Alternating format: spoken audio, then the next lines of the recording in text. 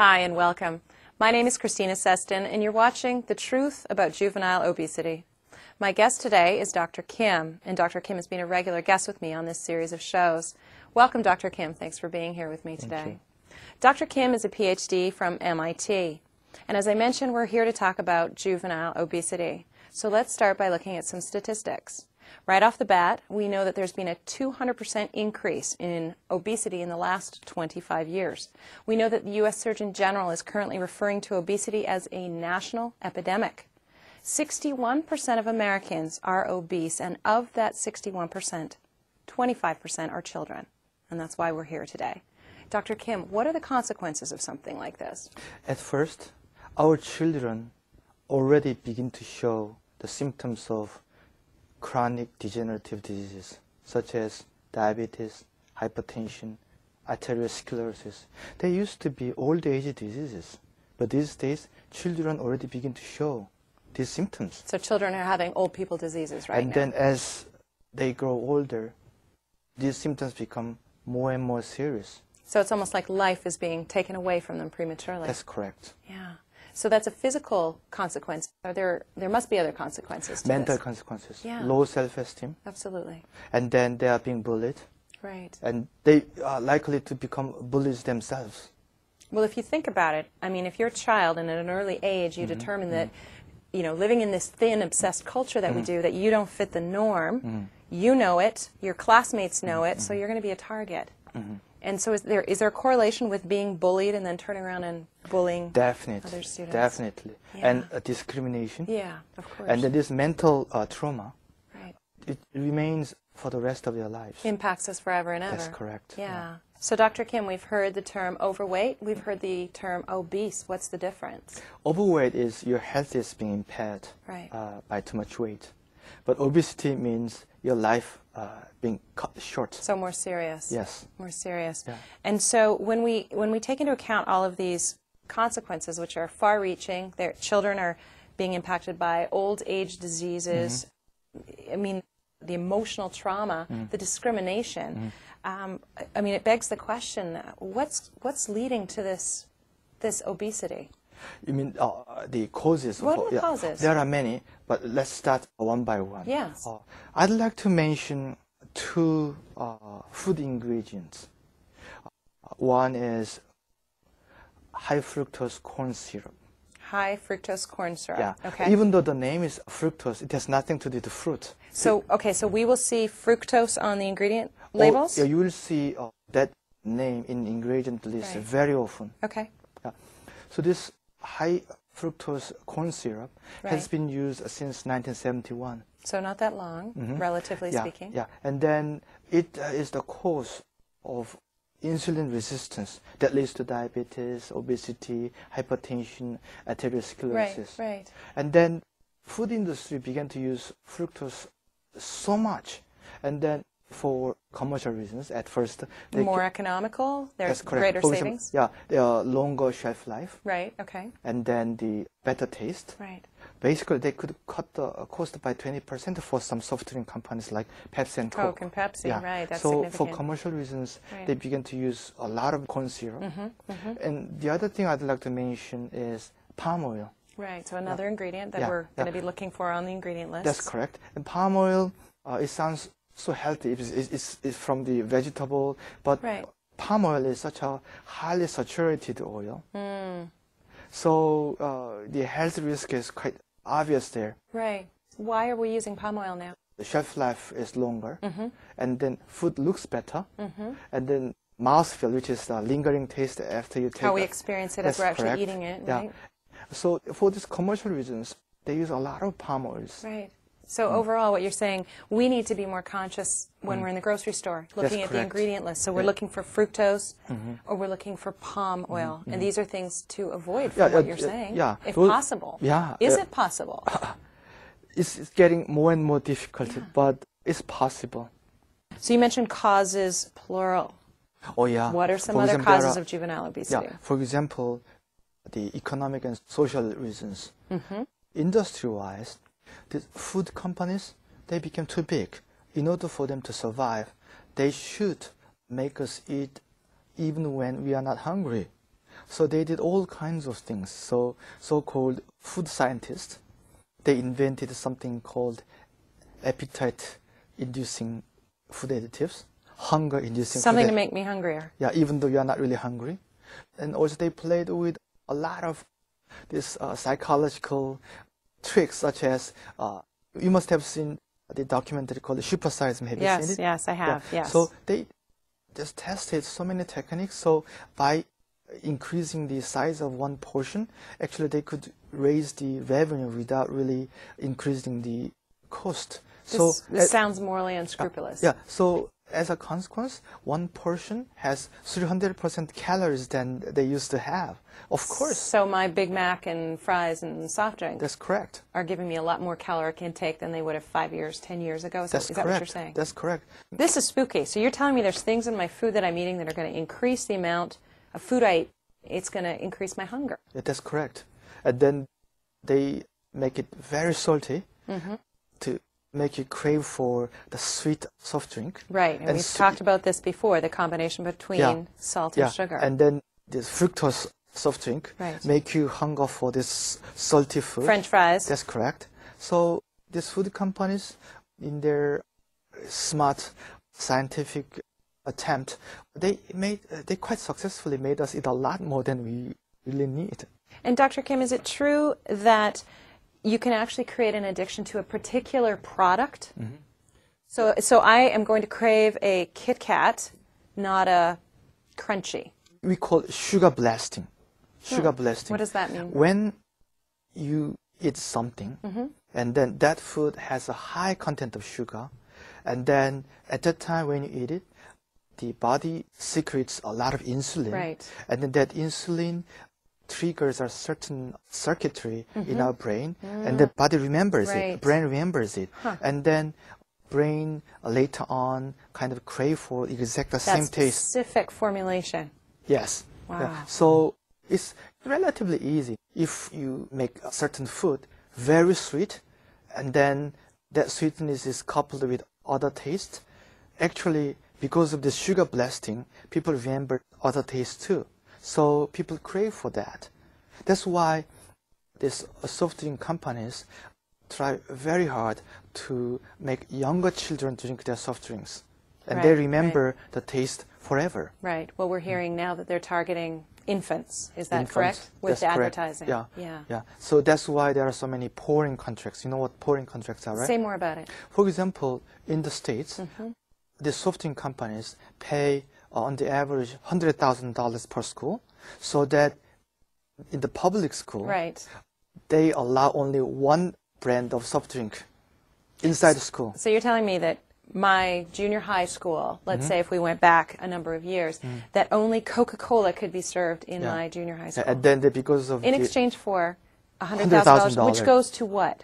To the school programs, because that kind of thing? these days our educational system goes having cuts everywhere. That's correct. And then the schools find this thing quite irresistible. So we can understand that. But the health consequence of this pouring contract is something very serious. Well, what does it do to consumption? I mean, in terms of children that might not be exposed to pop, now it's in their school. Yeah. So as a consequence, on the average, children drink 50 gallons of soft drink a year. And then one statistic says that if you drink one pop, one soft drink every day, the chance of getting diabetes goes up by 61%. Good grief. So anybody that would hear that statistic, you think they would that would be it, no more pop.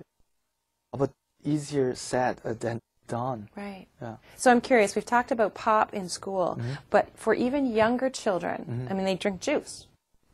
Is high fructose corn syrup an ingredient in juice that children will be having potentially? Yeah.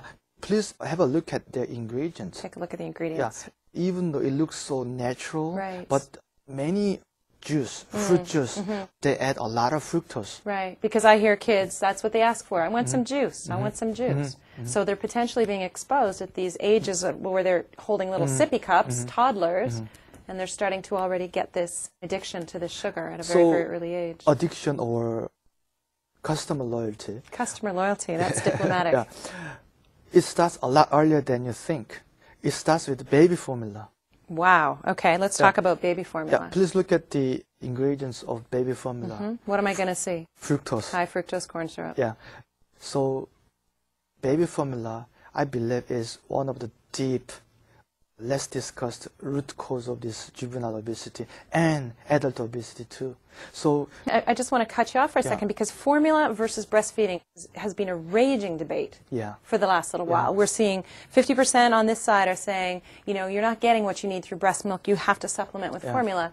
50% are saying, are you kidding? Breast milk has everything in it. What's your opinion?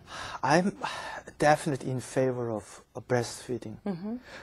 Formula has serious problems. At first, it does this exactly what we call sugar blasting. Right. So to an infant now. To an infant. And then their brain is the most vulnerable at the time.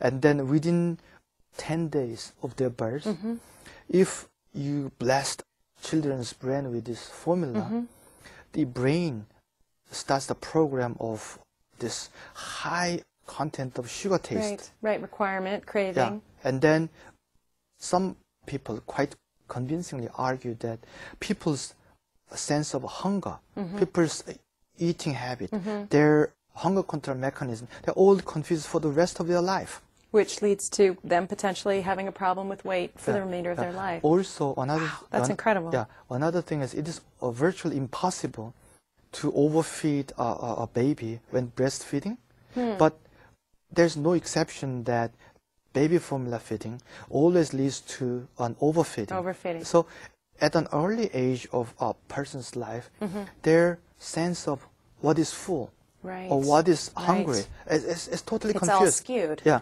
Another thing which troubles me most is these companies that produce baby formula.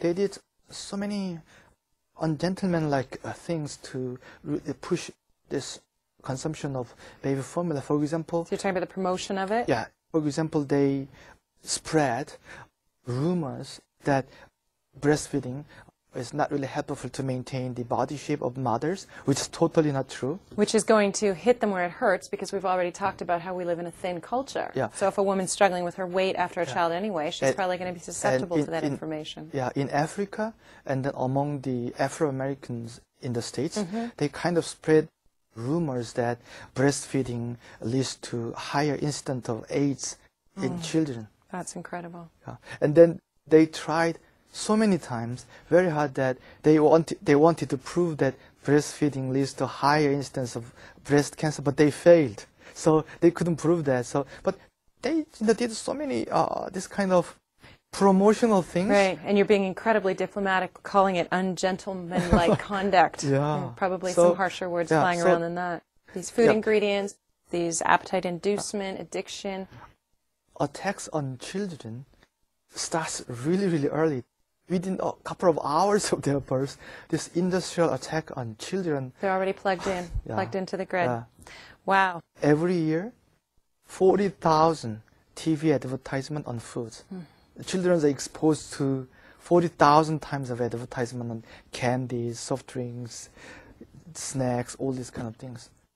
A few subliminal messages leads to changes the voting behavior. But think about what happens after 40,000 times. It's incredible. Yeah. I mean, what you're painting a picture of a jungle. I can't even imagine how we get through it. So, Dr. Kim, fast food must play a role here. Yeah. In most of the fast food chains, in order to take care of this extra calories they're taking, they have to run 4 hours. But who runs 4 hours, Dr. Kim? So you know this accumulation of extra calories. Where does it go? Yeah, just obesity problem. Right. Absolutely. Yeah. So, Dr. Kim, we're talking a little bit about the food industry. Does the pharmaceutical industry play a role here as well? They, so far, quite fortunately, they didn't play too big a role. But they are planning. They already see this thing as a huge market. So, how so? How do they imagine that they can make some money off this as well? For example, they make obesity a disease. They started their public campaign. Classify it as a disease is what you're saying? Yeah. What it means, it sounds so benign. Right. Oh, this is such a serious problem, so we should treat it as a disease. But what it means is only doctors can talk about it. Only pharmaceutical drugs can be used. So I understand now. They want to make it their own market, Right, excluding all other so-called competitors. So calling it a disease is going to eliminate a lot of other people from being able to support and encourage people out of obesity. It's now going to be having to be handled by pharmaceutical drugs in a medical environment. Once it is classified as a disease, you and I talk about like this becomes Right. illegal. Is that right? Yeah. So we better talk fast then. So what about growth hormones? You know, this cattle industry, since 1950s, they use a lot of growth hormones. Right. For example, in Korea, the cows, compared with the same cows 50 years Right. ago, they are twice as big as before. This would be comical if it weren't so scary. And problem is, we eat those meat. Right. And then what happens to us? Children grow a lot faster than they should grow naturally. Not only in stature, Right. but weight-wise, Right. they grow a lot faster. Right. Other symptoms like early puberty. These days, we hear the news of even 5-year-old girls begin to have menstruation. Incredible. Because of this stimulated growth, and then bombarded this huge amount of growth hormones. They are basically meant for cows. And children take this growth hormone with the meat. So, Dr. Kim, do parents know this? I'm glad that more and more parents begin to know about this. Who would feed their children this meat that has growth hormones in it if they truly knew what it was doing? Would this not put an end to this beef industry as we know it, if people knew about this? Yeah, that's why I am hopeful that only if we spread this news, we can make a big difference. You know, like the Bible say, who in the right mind will give their children bad things? Right. So only if we know, we can make changes. Right, right. So, Dr. Kim, let's take a brief break here. And when we come back, we're going to talk a little bit more about some of the causes of obesity. Thanks for being with me. Yeah.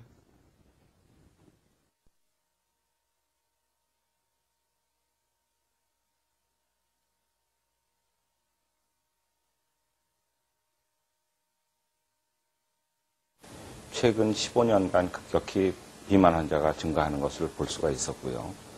또 그 외에도 뭐 관절의 문제라든지 그러니까 체중이 급격히 증가함으로써 생길 수 있는 여러 가지 문제 또는 대사증후군으로 연결돼서 여러 가지 성인병으로 연결될 수 있는 그런 기초 단계의 여러 가지 혈액 이상 같은 것을 갖고 있는 애들을 많이 볼 수 있었고요.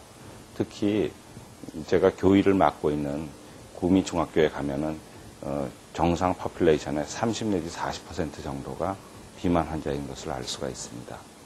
햄버거 하우스에서 어떤 애가 배가 고프다고 그러니까 다음 학원 갈 시간이 있는데 거기 잠깐 여기 들러가지고 예약한 진료를 받고 가게 하겠다고 엄마가 그 감자튀김하고 햄버거를 사갖고 와서 여기서 먹고 난 다음에 혈액에서 그 콜레스테롤하고 지지를 측정한 적이 있었는데 그 먹고 난 직후에 측정을 했더니 엄청나게 높게 나왔었어요. 그래서 깜짝 놀라서 이제 그 엄마한테 도대체 무슨 일이 있었냐 하고 해가지고 그래서 여기 그 검사하기 전에 감자튀김하고 이런 걸 먹었다는 얘기를 들은 적도 있고요.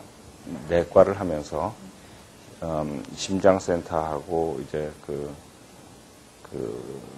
대사질환을 다루는 그 당뇨병 전문의들의 얘기로는 그 환자들의 증가가 거의 폭발적인 수준이다 이렇게 얘기를 하고 있습니다. 그래서 거의 당뇨 환자는 전 인구의 한 10%를 넘을 정도로 폭발적으로 증가를 했고 이 애들이 다시 성인으로 도달을 하는 시기에는 더 엄청난 문제를 갖고 올 거라고 생각을 합니다. 한 20년 뒤 정도를 생각을 하면은 그 환자들이 다 비만이 컨트롤되지 않은 상태로 성인이 될 경우에 그 당뇨나 심장병 같이 그 여러 가지 질환들을 갖다 앓게 되는 경우를 가정한다면 그 우리나라의 장래가 정말 걱정될 정도로 그렇게 여러 가지 환자가 많아질 것이다 하는 걱정을 하고 있습니다.